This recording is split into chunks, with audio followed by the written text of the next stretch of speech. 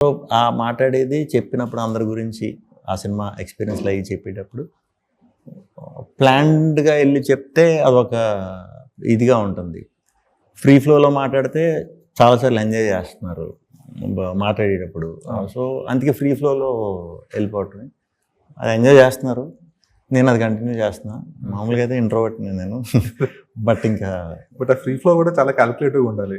ఏమాత్రం కొంచెం వర్డ్ కొంచెం అటు ఇటు అయినా కూడా అది ఇంకా మన కంట్రోల్‌లో ఇంకా ఉండదండి. కానీ అంటే మీరు పబ్లిక్ పర్సనాలిటీ కాబట్టి అవును. ఖచ్చితంగా అది ఉండాలి. calculation ఖచ్చితంగా ఒక్కొక్కసారి తెలియకుండా ఏమైపోతుందంటే ఒక 5, 6 మినిట్స్ మాట్లాడేసిన తర్వాత బ్లాంక్ అయిపోతాం. బ్లాంక్ అయిపోయి ఒక పాజిటివ్‌గా రియాక్ట్ అవుతుంటే అందరం తెలియకుండా ఒక్కొక్కసారి ఛాన్స్ ఉంది.